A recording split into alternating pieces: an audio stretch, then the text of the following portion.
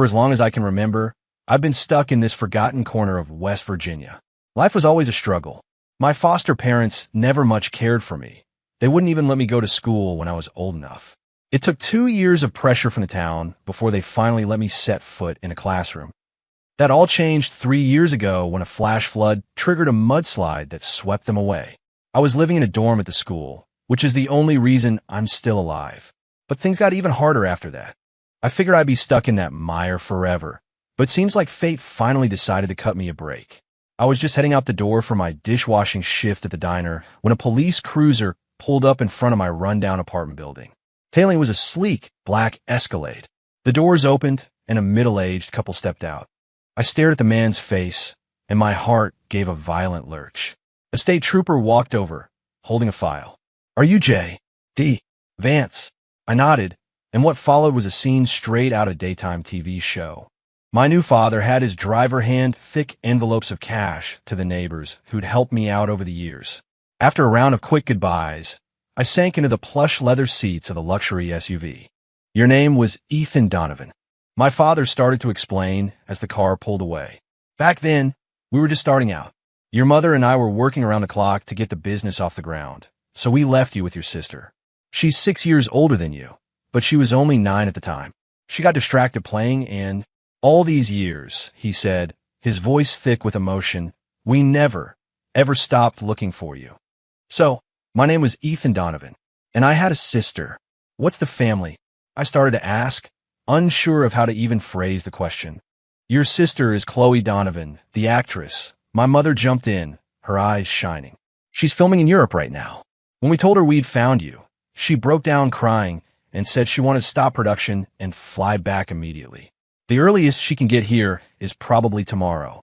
She added, "You also have a cousin living with us. He's a month younger than you." A cousin. A knot of dread tightened in my gut. Just the other day at the diner, I'd overheard the other kitchen staff gossiping about one of those trashy real short dramas. The one where a rich family finds their long-lost son, but only because their sick, adopted kid needs a kidney transplant. I subconsciously touched my side. My real parents couldn't be that twisted, could they? My father, oblivious to my sudden fear, just sighed. "Your aunt and her husband died a long time ago. A drunk driver. Your cousin was only 6, with no one to look after him. So, your mother and I took him in, and he took our last name. His name is Caleb."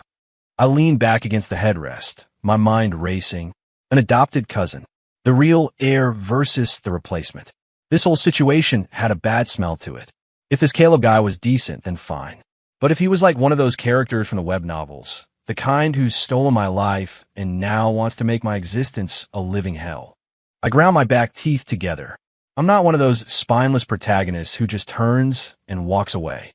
What's mine is mine, and I'll be damned if I let anyone push me around or make me feel worthless ever again. In the span of a single day, I rode in a luxury car for the first time, flew on a private jet for the first time, and now was about to live in a mansion for the first time. When the Escalade pulled up the long, winding driveway, my jaw hit the floor. It was a sprawling stone mansion, the kind I'd only ever seen in the pages of Architectural Digest. A massive fountain in the circular driveway shot plumes of water into the air, shimmering with rainbow colors under the landscape lighting. "Ethan, this is our home." My mother squeezed my hand, her voice filled with hope.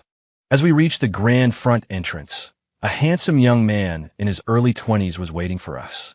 He was dressed in a tailored button-down and slacks, with a pair of thin-frame glasses that made him look sharp and intellectual. The second he saw us, his eyes went red. He hurried over, gave my parents a respectful nod, and then turned to me. "Ethan," he started, his voice cracking. "It's so good to finally meet you. Welcome home. I'm Caleb, your cousin." He sounded like he was about to cry. "I heard about everything you went through.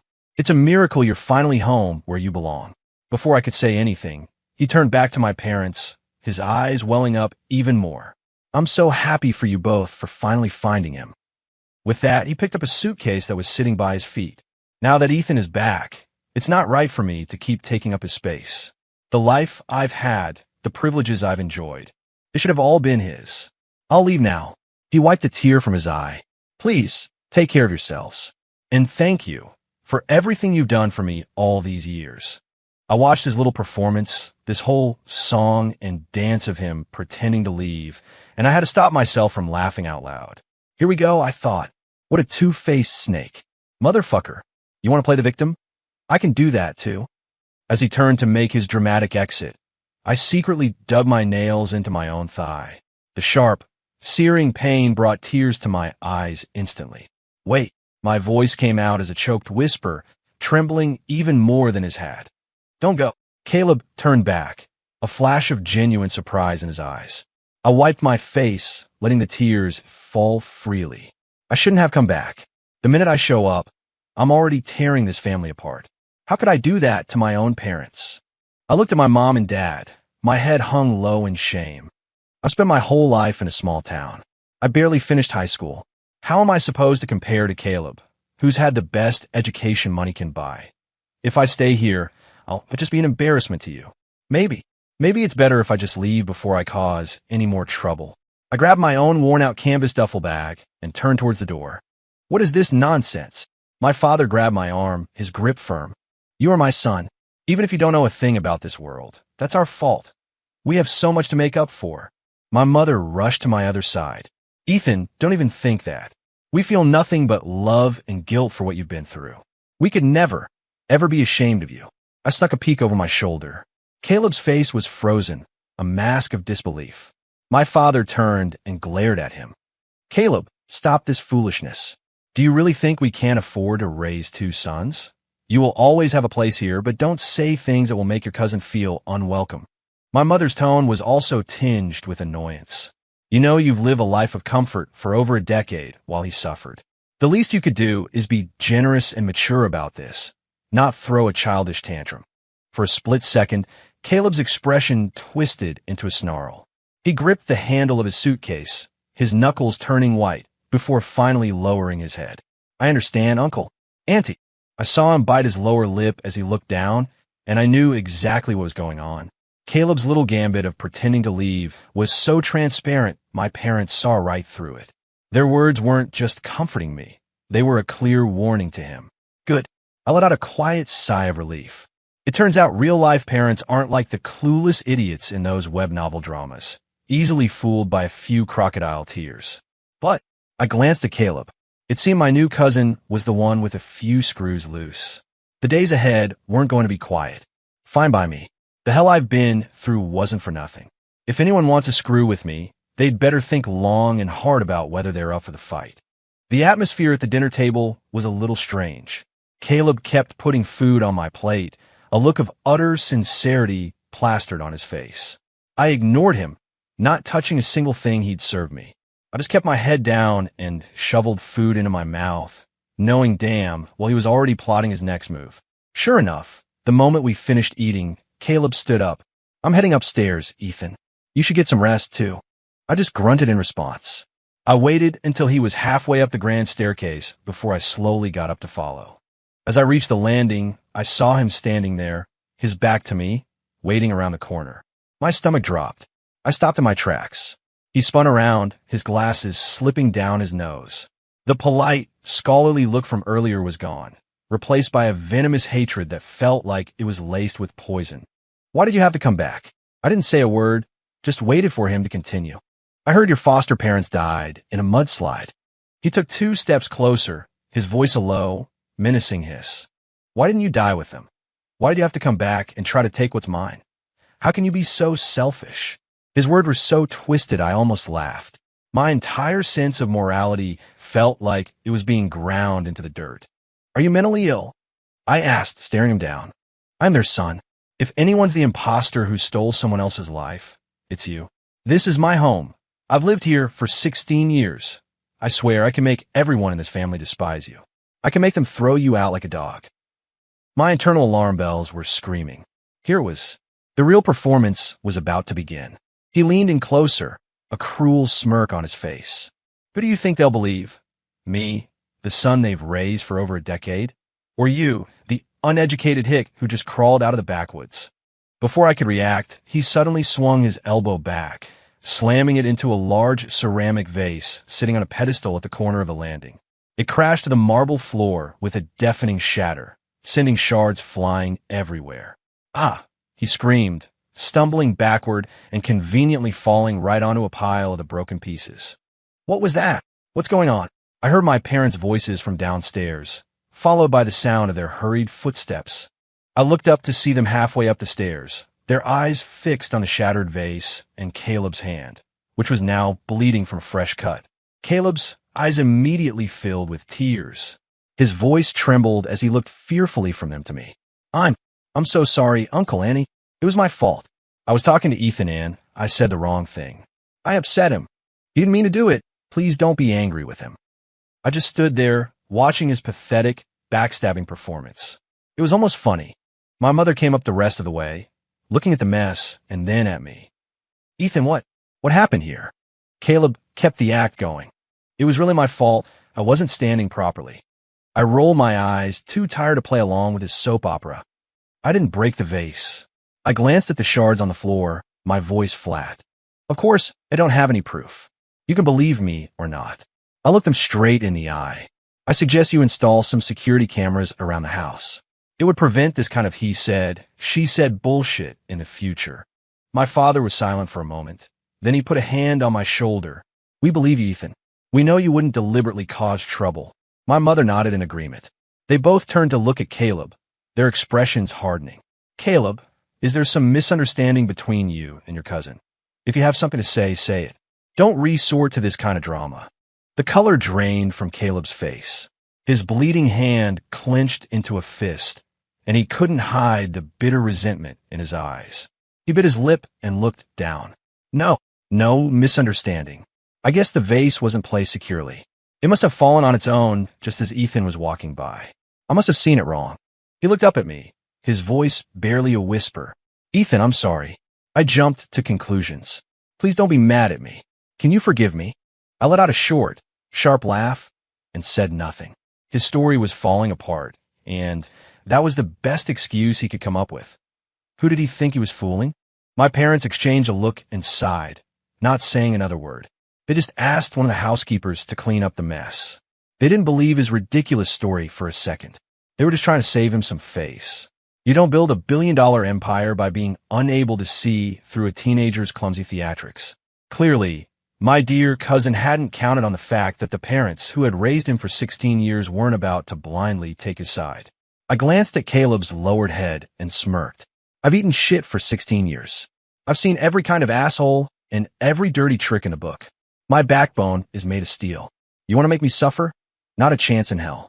The next day was a blur of bureaucracy. I spent the entire day with my father, getting my legal name changed, applying for a new social security number, the whole 9 yards. It was exhausting. In the car, my father mentioned that Caleb had left early that morning to meet with Audrey Reed, the daughter of the Reed family. The Reeds are old business partners, he explained. Walter Reed, and I thought it would be a good idea for the two of them to spend some time together. If they hit it off, we could merge the two dynasties. I kept my face straight. Audrey Reed. The name sounded like something out of an old Hollywood movie, all class and sophistication. I had to shake my head. Those damn web novels were rotting my brain, making me slap labels on people I'd never even met. We got home late that afternoon, and just as we walked in, I heard the sound of a rolling suitcase behind us. I turned to see a woman in a stylish beige trench coat and dark sunglasses striding in. The moment she took off the glasses, her eyes were red. Ethan. Her voice trembled. She rushed over and threw her arms around me, her tears soaking my shoulder.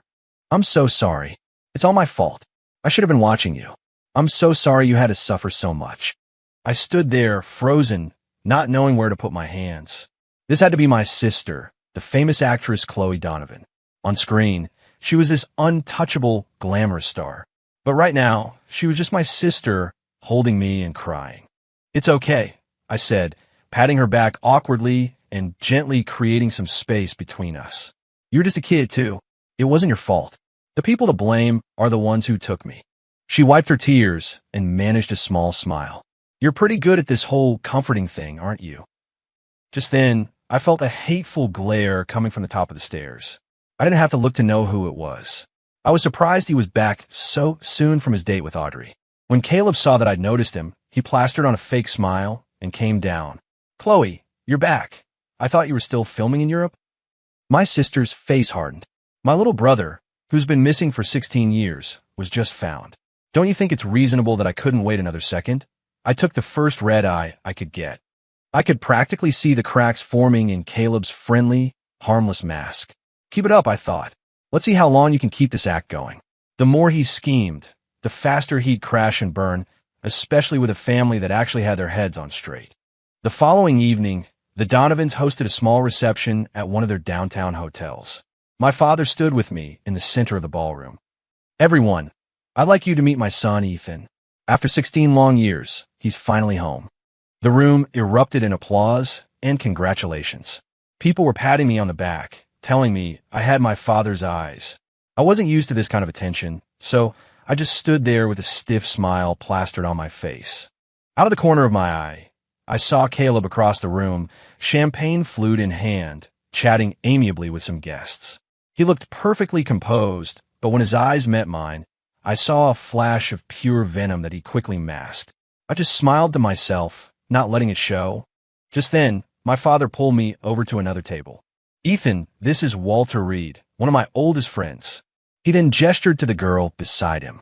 And this is his daughter, Audrey. I finally got a good look at her. She was tall and elegant in a pale blue dress, her hair styled perfectly. When she smiled, she had two faint dimples. She was beautiful, but in a clean, classic way. Nothing like the femme fatale I had pictured. Mr. Reed, Miss Reed. A pleasure, I said, keeping it formal. Walter Reed smiled warmly. It's good to have you back, son. Your father has moved heaven and earth looking for you. Audrey offered a polite smile of her own. It's nice to meet you, Ethan. After a few minutes of small talk, I excused myself. Just 2 days ago, I was scrubbing pans in a diner, trying to figure out how I'd afford dinner. Now, I was standing in a glittering ballroom, listening to conversations about stock portfolios and mergers. I was completely out of my element. My sister Chloe found me a few minutes later and handed me a glass of juice. A little overwhelming, isn't it? Don't worry, you'll get used to it. I'll teach you. I took the glass, and the genuine warmth in her eyes made me feel a little less like an alien. Later in the evening, I went to the men's room. I had just washed my hands and was drying them when I turned to find Caleb blocking the doorway, his arms crossed, his eyes dark and menacing. Feeling pretty proud of yourself? He hissed, his voice low and tight. The whole family is wrapped around your little finger. You think you've won? He took a step closer, the jealousy practically dripping from him. I was by their side for 16 years. Whenever Chloe came home, I was the first person she asked about. Why do you get to come back and steal everything from me? I was done playing games with him. I didn't even look up. Because I'm their son. Is that reason enough for you? You. His face contorted in a mask of rage, like a cat whose tail had been stepped on. I can let the other things slide, but if you dare to even think about Audrey, I swear to God, I will kill you. His logic was so warped I could only frown. Dude, are you insane? I've said exactly 2 sentences to her tonight. Basically hello and goodbye. I looked him up and down. You might be a little paranoid. Don't play dumb, he suddenly shouted, his eyes full of poison. Those old bastards are probably already thinking about setting you up with her instead of me. And don't think I didn't see you looking at her. Do you think I'm blind? I was completely speechless. This guy was certifiable. Think whatever you want. I tried to step around him. All I care about right now is getting through college. I couldn't give less of a damn about your romantic drama. If you're smart, you'll stay out of my way, and we can at least pretend to be civil. As the words left my mouth, his entire demeanor changed. The menacing rage vanished, replaced by a look of pure terror. His voice started shaking violently. Ethan, I'm sorry. I was wrong. I won't fight you for anything, I swear, please. Just leave me alone. My stomach lurched. Oh shit. Before I could process what was happening, he slapped himself hard across the left cheek. The sound echoed in the marble restroom. A bright red handprint instantly appeared on his skin. Then he grabbed a heavy-duty mop from the corner and, to my utter shock, slammed the handle into his own forehead. There was a sickening thud, and blood immediately started to trickle down his face, dripping onto his crisp white shirt. I was so stunned I couldn't move. He actually did it. Ark!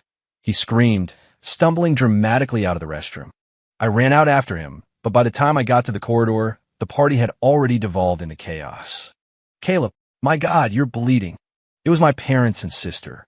When I reached them, Caleb was clutching his head, sobbing. Dad, Mom, Chloe. Ethan didn't do anything.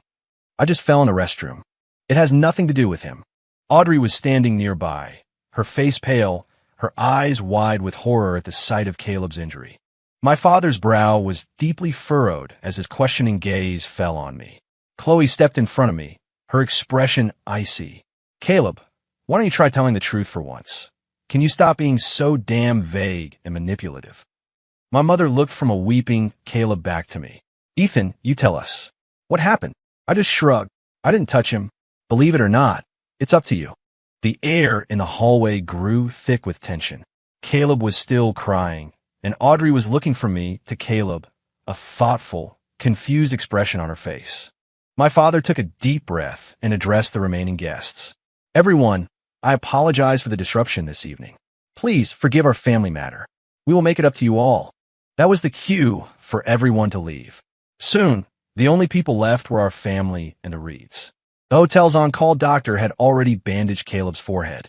He sat on a sofa, half his face still red and swollen. My father sat opposite him, his face as dark as a thundercloud. Now that everyone is gone, talk. What really happened? Before I could speak, Caleb launched into his story, the tears flowing freely. Dad, I want to talk to Ethan. I wanted to tell him that this home, the inheritance, all of it is his. I won't fight him for any of it. He choked on a sob. But I truly love Audrey. I just wanted to ask him if he could please. He looked at me pleadingly. But he said everything I have should have been his. He said an adopted nobody like me didn't deserve someone like Audrey. And then and then I slapped you and smashed your head with a mop. I finished for him, my voice dripping with sarcasm. Caleb flinched and lowered his head. I know you hate me for taking your place. But Audrey is the one thing. I really love her. I didn't say another word. I just looked at my parents and my sister, waiting for their reaction. Chloe was the first to break, letting out a sharp, derisive laugh. Caleb, in my new movie, I play the villain's manipulative best friend who tries to break up the main couple. We filmed a scene almost exactly like this just last week. She shot a withering glare at Caleb, whose face was rapidly losing color. Honestly, I feel like you're insulting my intelligence. Trying to outact me in my own house, it's embarrassing. My mother sighed, her eyes filled with disappointment. This is the second time, Caleb. The vase, the other night. Your father and I knew what was going on. We kept quiet because we thought you were just having a hard time adjusting. We were giving you the benefit of the doubt. But this is too far. Caleb panicked, grabbing my mother's arm. Mom, no, it's not like that. You've known me my whole life. We thought we knew you, my father interrupted, his voice heavy with fatigue. It appears we were wrong. Caleb turned to Audrey, grabbing her hand desperately. Audrey, you have to believe me. We've been seeing each other for a while. You know I would never. Audrey slowly pulled her hand away. She opened her purse, took out a small compact mirror, and held it up to his face. Caleb, you said Ethan hit your left cheek? Look at the mirror.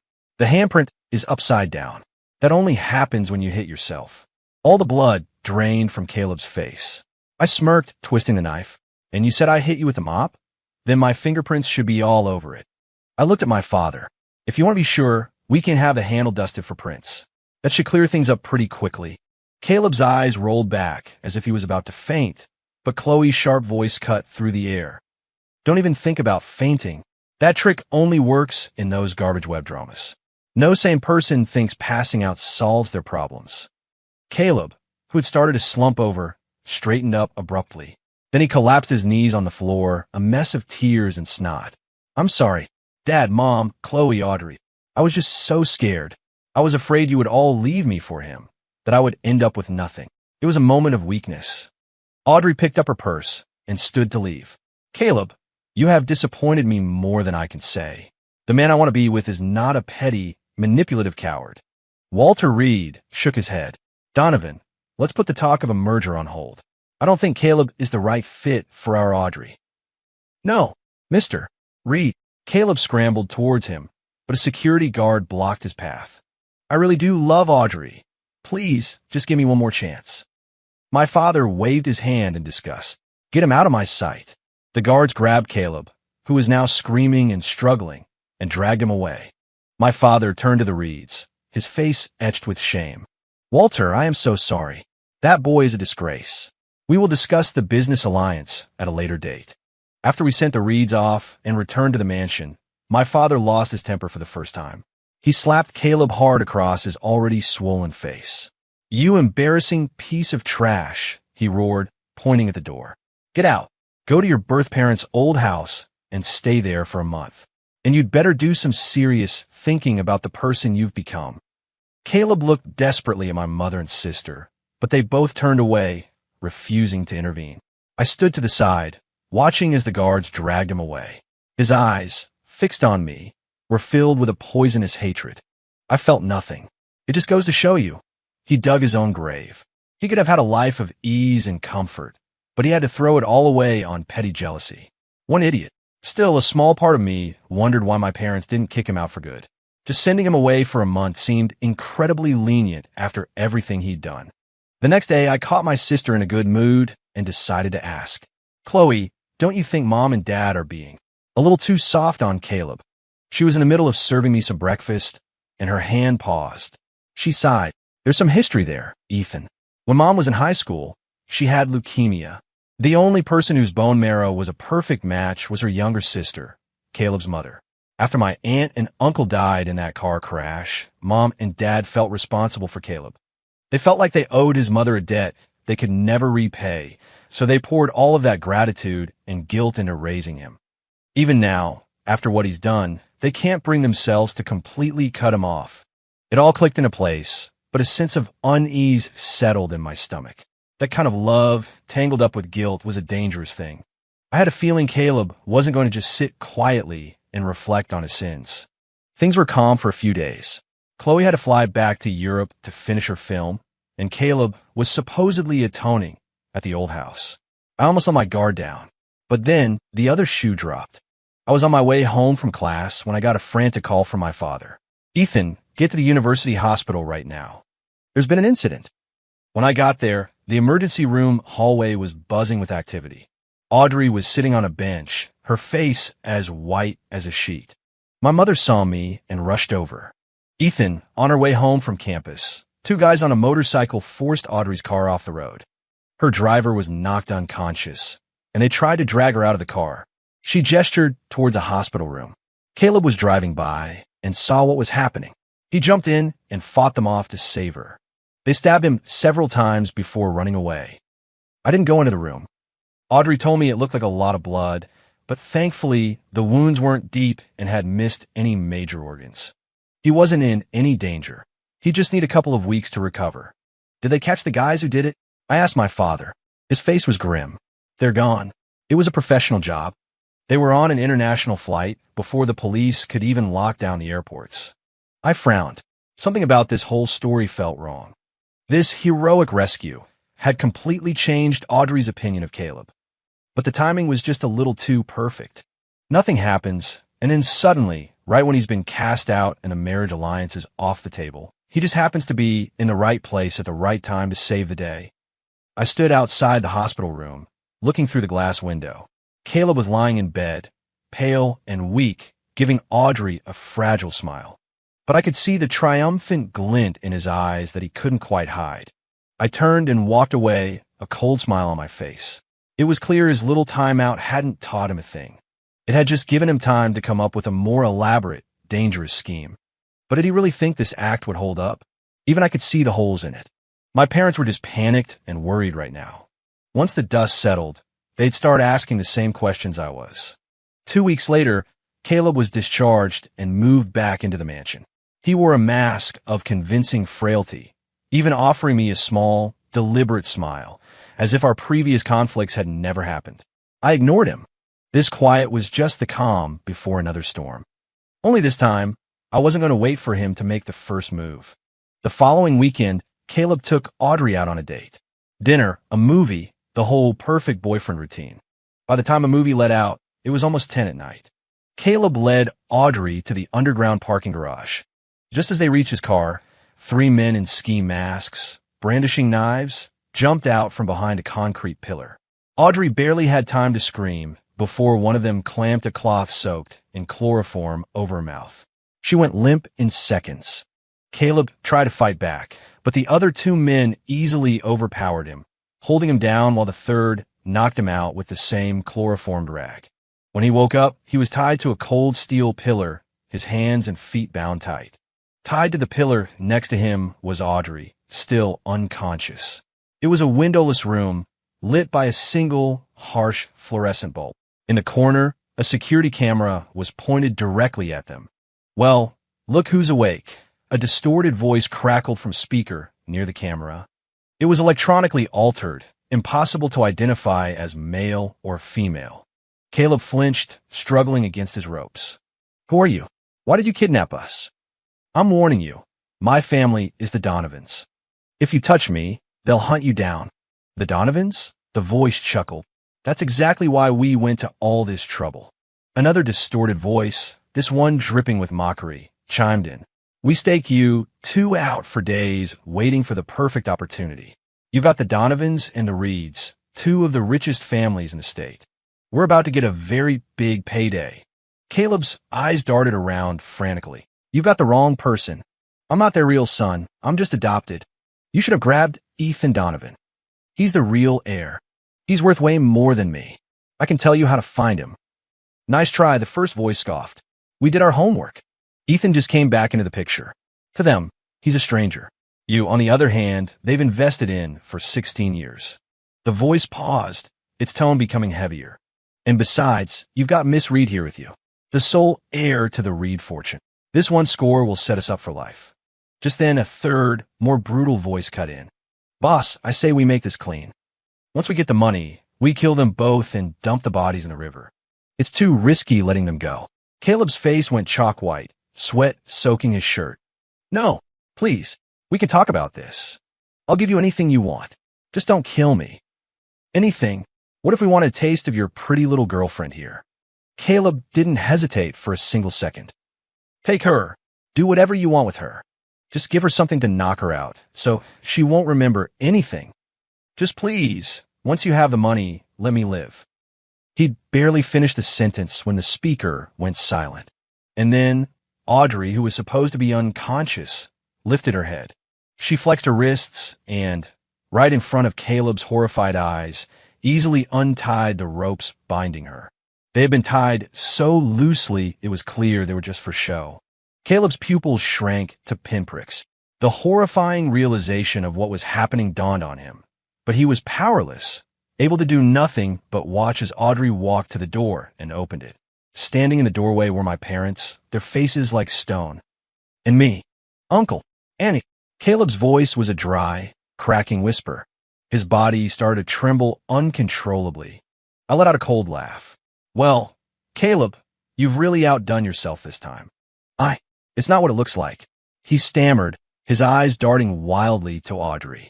"Audrey, listen to me. I was just scared out of my mind. I wasn't thinking straight." Audrey's face was like ice. "I had my doubts after the first attack. You had just been punished, and I happened to get assaulted. You lived in the opposite direction, yet you happened to be on my route home.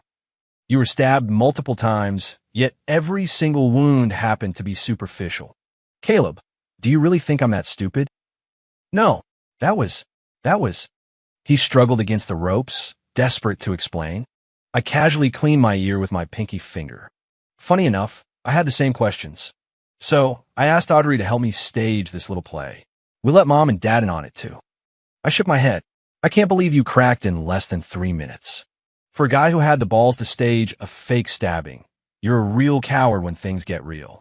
Audrey stared at him, her eyes full of disgust. "I thought maybe, just maybe I was wrong. Maybe those attackers were real and you were a hero. A part of me hoped you were. I wanted to see what you would do in a real crisis. And what did you do? The second your own life was on the line, you served me up on a platter without a second thought." My father turned his face away in revulsion. "As of this moment, you're no longer my nephew. Go back to where you came from. The Donovan family is done with you." Caleb turned to my mother, tears streaming down his face. "Auntie, I was wrong. I know I was wrong. Please, for my mother's sake, for what she did for you, give me one more chance. I swear I'll never do anything like this again." My mother just shook her head, the last bit of warmth in her eyes gone. "It's too late. Have we not been good to you? We spent millions on you. sent you to the best schools, set you up with a wonderful young woman from a good family. And in return, you've been a snake. You plotted against my son and played these disgusting, manipulative games. I will not give you another chance to hurt my family. I actually tried to like you, Caleb, Audrey said, her voice shaking with a mixture of anger and fear. But you were so twisted and cruel. If I had actually married you, I'm terrified you would have devoured my family's company until there was nothing left. The light in Caleb's eyes finally died. I pulled his smartphone from my pocket. I'd taken it and used his thumbprint to unlock it while he was unconscious and grinned. I was just looking for evidence of the fake attack, but I found something much more interesting. Caleb roared, "No, don't look at that." I ignored him, holding the phone up for my parents and Audrey to see. "Looks like your most used app is a web novel platform. You've got quite the reading list." On the screen was the unmistakable interface of an app called FIC Zone. The library was filled with titles like "My Parents Ignored Me for the Adopted Son." "Now they're begging me to come back." "My 7 sisters loved the imposter and killed me." And "My fiancé fell for the adopted brat." So I walked away. "The plots are insane," I said, scrolling through. It's all stories where the fake heir cries a little and the idiot parents force the real son to donate a kidney. Or the protagonist's girlfriend and sisters beat him to a pulp to make the adopted kid smile. It's hilarious. They act like anyone would believe such garbage. "You didn't just read this trash," I continued, opening a document. "You wrote out a whole playbook on how to frame me." It was all there.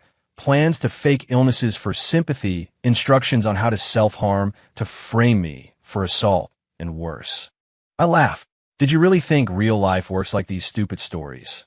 That mom and dad were just mindless drones who would believe the weak, pitiful adopted son over their own flesh and blood? My father snorted. "Even if we had never found Ethan, the Donovan fortune would have gone to Chloe. It would have never been yours." Audrey saw the rest of the plan on the phone and gasped, her body shaking with rage.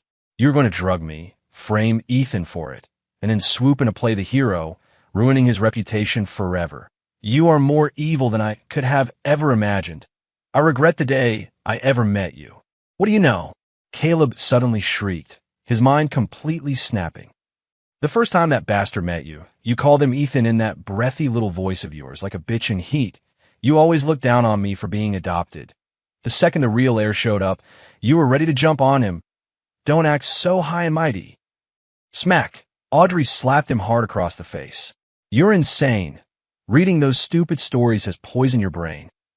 Blood trickled from the corner of Caleb's mouth, but he started laughing, a wild, unhinged cackle. "You forced me to do this. Why did you have to find him? Wasn't I good enough? And don't think I don't know why you named me Caleb. A replacement, a substitute. I hate that I didn't find that bastard and kill him years ago. I shouldn't have listened to those novels and played the victim. I should have just hired a truck to run you all off the road on your way home. You adopted me, but never gave me everything. You own me. You all deserve to die." Seeing the crazed look in his eyes, any last flicker of pity in my parents' faces vanished. My father turned to the guards. "Take him away," he said, his voice cold as ice. "I never want to see this creature again. What you do with him is your business. Just make sure I never hear about it." We turned and walked away. Behind us, we heard the guards moving in and Caleb's final, desperate screams and curses. I glanced back one last time at the closed door. I didn't feel joy or victory, just a quiet, final sense of peace. Another moron poisoned by garbage fiction. As if any of that nonsense could ever happen with sane, rational human beings. Some people, you learn, will not only walk straight into a wall, but will try to tear the wall down so they can keep running in the wrong direction. After Caleb was gone, my parents never mentioned his name again. It was as if he had never existed. When Chloe heard the full story, she spent half an hour screaming into the phone. A wolf we raised for 16 years. Thank God he was an idiot and exposed himself early. Who knows what kind of damage he could have done otherwise. Life moved on. I finished college and slowly began to take over the family business. After I graduated, Audrey and I started dating. After what we'd been through, there was already a foundation of trust and understanding between us. The night before our wedding, Audrey was sitting at her vanity, trying on her veil. She turned to me with a playful smile.